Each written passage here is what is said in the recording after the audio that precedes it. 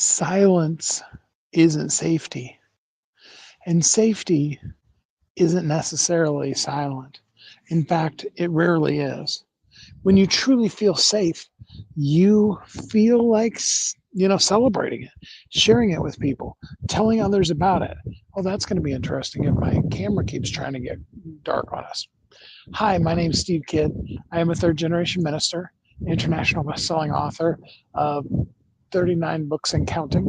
I've had the amazing privilege of working with nearly 5,000 people, helping them write, publish, market their books to bestseller, and everything that goes beyond that. But what I really do, what I'm really here to talk to you about today is, well, more than anything else, you, but the clarity that comes from knowing who you are and showing up in this world is exactly who you are. And the ripple effects, that's what we're talking all week this week about, is the ripples that come from you sharing and being you.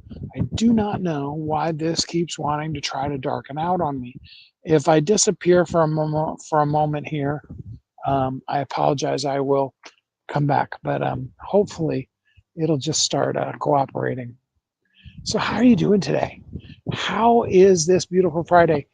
In case you are like blind and can't see, um, I'm sitting outside. I went about halfway on my second walk for the day, and I'm out on the campus of the property that really frankly I'm kind of believing that it's going to be ours. And yes, that absolutely does mean that we need to put in a bid for it in the next week, basically here. But I'm just excited about it. And even more than the visions of the possibilities of what could happen here and all those kind of things is just simply just loving the nature. I don't know if I can get my camera to spin around here or not. There should be a way to do it, but I don't use StreamYard on my phone enough to be able to really truly know how to do it. But um, anyway, let's talk about the difference between safety and silence. What does it mean to be safe? What does it mean to be silent? Because those are two different things. While I'm talking, I'm going to show you around. I'm just going to kind of spin the camera since I can't seem to be able to figure out how to get it to turn. You see, you can be very, very quiet and not feel safe at all. In fact, most of the times when you feel, I wonder if that kept it, I hope it did. When you feel the most scared is typically when we have the most silence that we really portray. It's when we stop speaking, that it's usually both a reflection of our lack of really truly feeling safe, as well as it's a reflection of, all the things, all the reasons why we've gone silent. We all have people in our lives that sometimes they make us just downright even scared, or they are, scary to be around. And I get that. I understand totally what that's like. But the key to that is not by talking less, it's actually by talking more. You see, if you were to, okay, let's just talk about something real practical. You're in a difficult situation. And now I'm not talking about an abusive situation that you should leave, okay? And I'm not talking about an abusive situation where you can leave and you choose to stay. All right, there are differences, and I totally understand that. And there's some real nuances to situations that come up in our life that keep us from, being able to be out of those safe spaces. I totally get that. I completely understand it, and I'm not in any way talking about the times when, when you're in that kind of place. But what I'm talking about is when it's a less than ideal circumstance that we need to be in at the time. Um, Maybe you have a parent that's sick and you're taking care of them. Or maybe your mother, like my mom, is slowly, losing a little bit of her memory. And it can be really hard. And for anybody that's dealing with or has dealt with that with a parent, it's a tough thing. It really is, because you, on the one hand, want to spend all of the time you can with the parent, but on the other hand, it hurts when you say something to them and they don't remember it. And there's a certain kind of feeling that comes from that. But it's not necessarily a situation that you want to change. It's not something that you're going to, uh, change. It's something that you're going to continue through that process. You're going to continue to. I wonder what happens if we turn. I wonder if my camera. No, that's just going to have me turn sideways. Okay. Well, I don't know why the thing is doing that where it keeps trying to, go dark on me. I don't know why the battery saver is doing that or whatever, but whatever. Um, we want to be there for the parent, right? We want to really spend the time with them and we want to help them out, just like they helped us out when we were babies. But that still doesn't make it an easy situation. And sometimes, in some cases, it may not be safe. You can really feel and hear that breeze. I wonder how noisy this live will be. But I hope you're enjoying it. I'm going to show you the surroundings again while I continue talking. You see, that silence, that silent submission, if you will, to the situation, that doesn't mean that you're safe at all. It just means that you're either not talking or there's not really much to talk about. And often, let's use that. Let's just stick with the same situation that we're talking about. Where you're dealing with an ailing parent who is less than communicative, or they don't remember things, or my mom, several years back now, actually did caregiving for her sister's mother-in-law. So her brother-in-law's mom, and she had very, very, very bad aggressive dementia, and was aggressive from it. Was just downright mean. Um, and my mom just gave her the tender, loving care and stuff that she was angry about the whole time. That wasn't a safe situation. In fact, there was a couple of times when we seriously considered, wrong word here, but just go with me on this phrase, telling mom that she couldn't do it anymore. It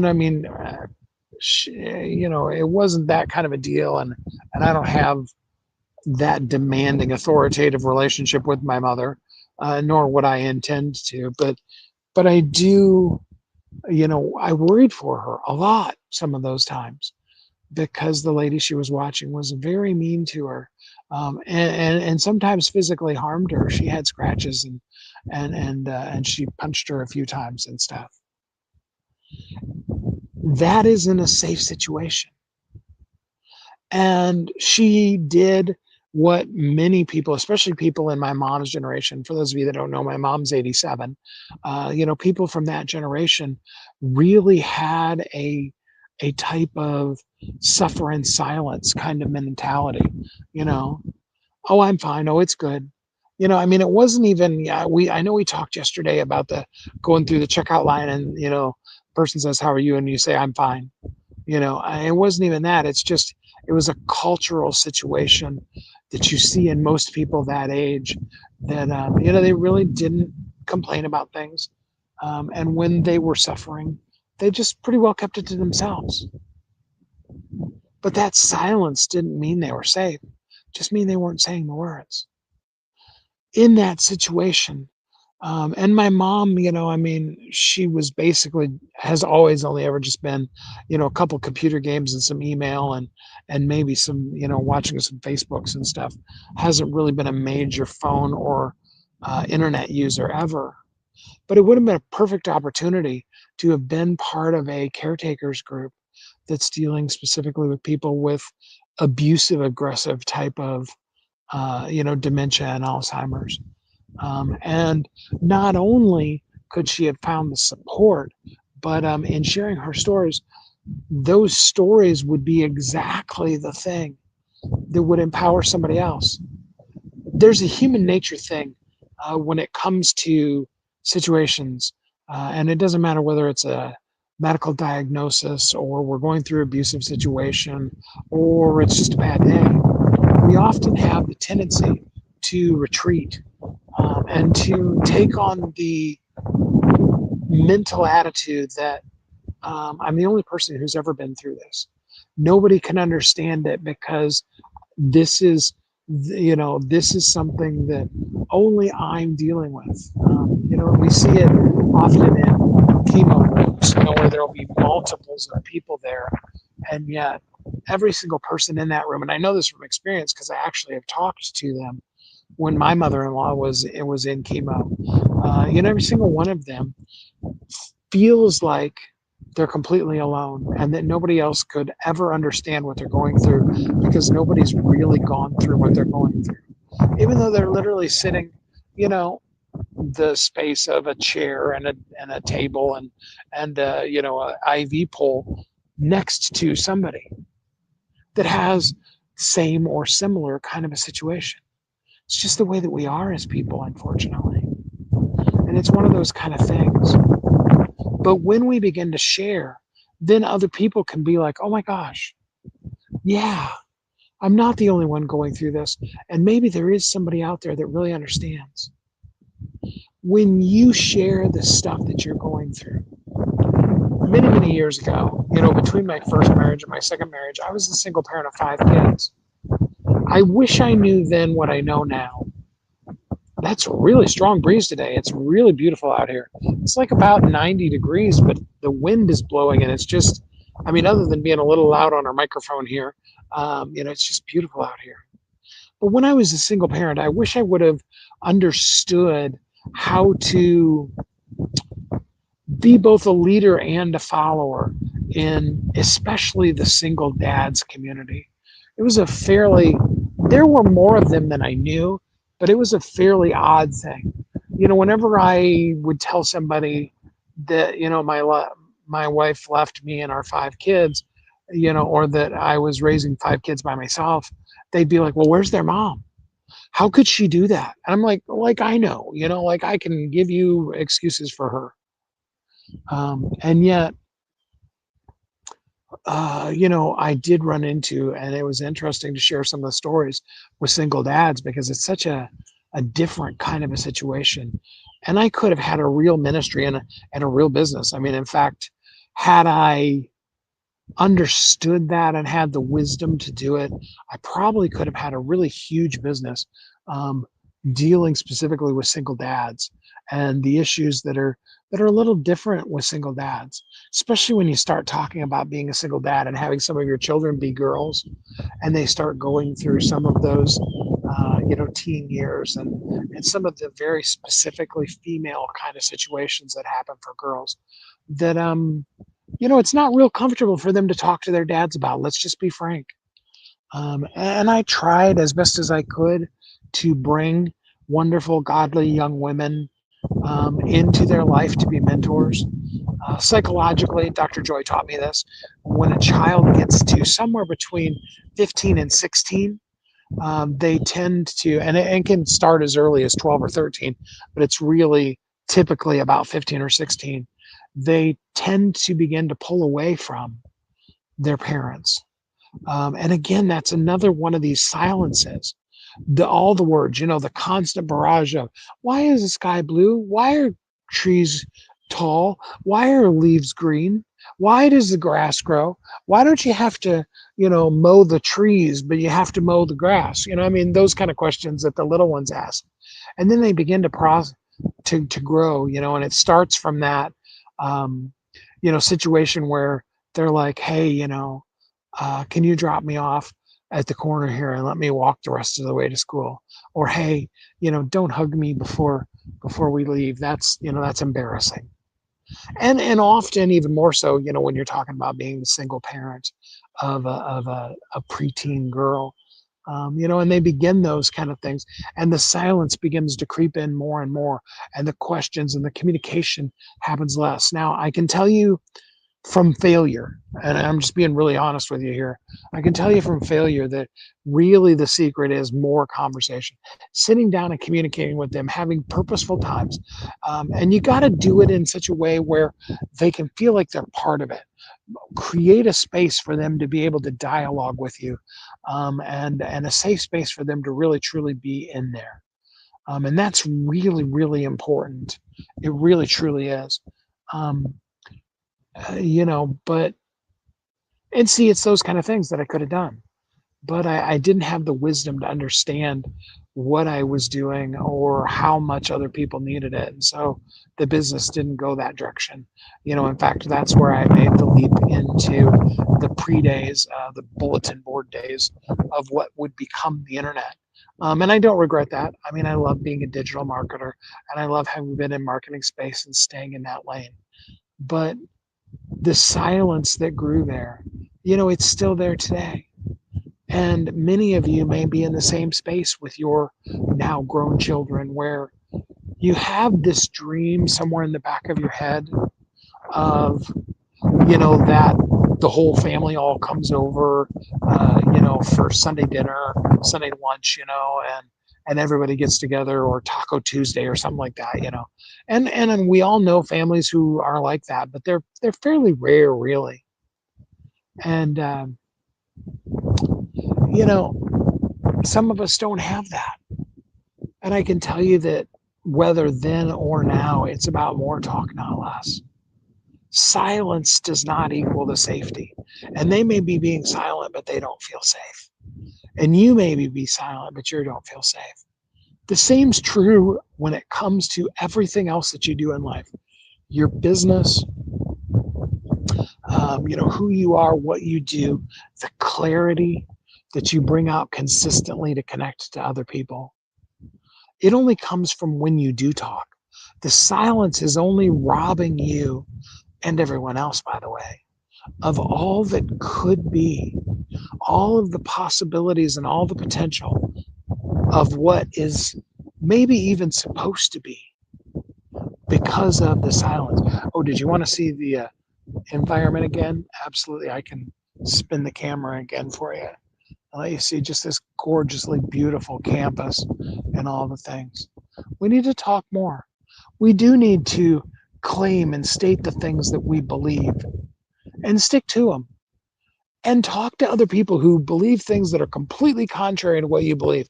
And that is good. It's okay, but it's also really good. And get in heated debates with people that you totally disagree with, and then end up at the end of the day still friends. You don't have to agree with each other. You may walk away, and you may not even have gotten to that beautiful place where you can agree to disagree. You may just purely be at that place where you're just like, oh my gosh, I just don't agree with this person at all. But remain friends. Remain in that kind, deep, loving space, and speak more. Tell the truth. Tell the things. Say the things that you know to be true and real, because somebody in this world needs to hear them. Somebody in this world may need to hear the very thing that drives them absolutely crazy, makes them angry to the point of, beyond frustration. I'm talking like screaming, ranting, raving, hollering mad. But they need those words, because later, and possibly maybe much later, that word that you delivered, when we deliver them in kindness and with respect, those words come back, and they help that person in a way that the silence never will. The ripple effect that comes from just one kind word, the ripple effect that comes from strong, healthy disagreement. I have no problem with people who believe things completely contrary to me. The only thing that I ever ask is, don't expect that your strong opinion is going to impact my strong opinion. I won't expect that at the end of this conversation, even though I know I'm going to try because I know me, and I know how much I love to discuss things and love to be right. I admit it. At the end of the day, it's okay if you stay right in the same place you were. And it's okay if I stay right in the same place I was. And we can walk away having had a good discussion, having had a good, even disagreement, and still be friends.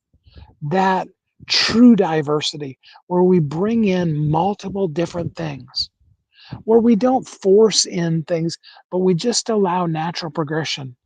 Willie and I were having this talk about this the other day, and I love the fact, and we just flat out said it this way, I mean, for those of you that don't know who Willie J is, my business partner Willie J, you can go to Pure Mission Entertainment and you can see some of the cool things he's doing.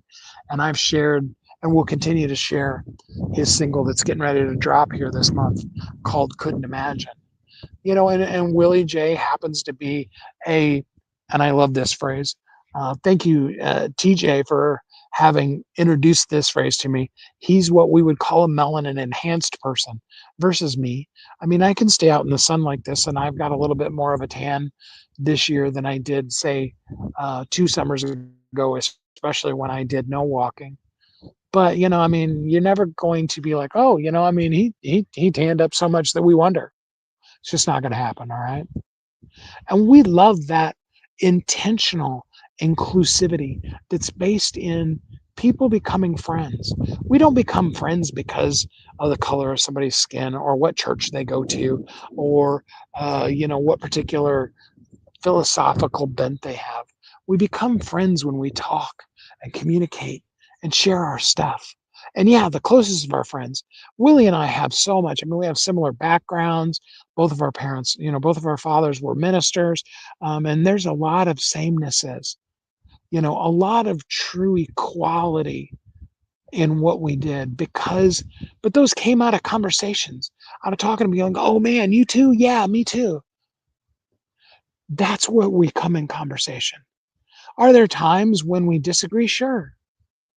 That's healthy. That's good. Your closest of friends are going to be closely aligned to you and are going to be constantly driving you to being better. And your outer circle of friends, if you will, are going to be people that are going to be challenging your very beliefs, not to the point where they want you to have to be wrong, but to the point where they make you stop and think. And that's good too.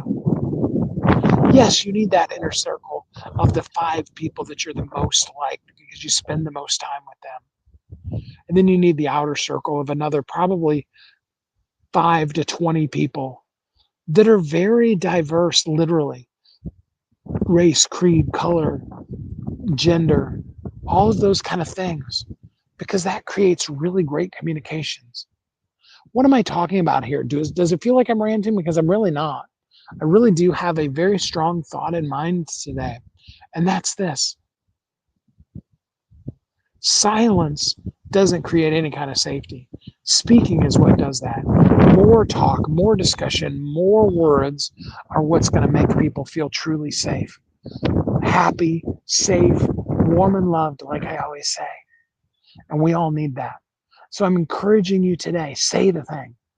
Don't buy into the message that if you just keep it to yourself. There's a whole segment of society that wants to silence people with differing opinions to theirs. I'm completely the opposite. I want to empower you. I want to empower you to say the very thing that you okay? Not because I'm going to come in and give you, great big, oh yeah, you totally nailed that. I'm going to still disagree with you, and that's okay too. But I still encourage you to say it. Say it strongly. Hold on to that firm belief. Know it, believe it, and live it. Because the world needs exactly who you are. And the ripple effects of you just showing up as exactly who you are will make so much more difference. You want a really cool, safe place where you can have completely differing ideas than me. And as long as you don't expect the people in the community to have to change who they are because you have a strong belief, it's the perfect place for you. Go to visibilityamplifier.com. come in and join our group. We would love to have you there. That's the place to share your words, to share who you are, to be the you that is you. It's so powerful, and do the things that only you can do. Let's look at the nature one more time before we end up here today. It's so pretty out here today, isn't it? I'm so grateful for you. I hope that you are happy, safe, warm, and loved, that you will speak, you will use your words, you will say the things that you're meant to say, because in that speaking will come the empowerment to allow you to change the world. And that's what we're meant to do. Thanks so much for being here with me. We will be back tomorrow. Unfortunately, I'm not sitting in front of my computer, so I can't tell you what we're going to talk about tomorrow, but it does definitely wrap up our week that we've been talking about the ripples. And we're going to do a casual, laid back Saturday. I mean, I probably should have been on here on a Saturday because, Saturdays is our fuzzy slippers out in the yard kind of day. But I couldn't not come out here with you. And maybe we'll come out here again tomorrow. We'll have to see. But until then, I really, really am grateful for you. And I hope that you have a great week.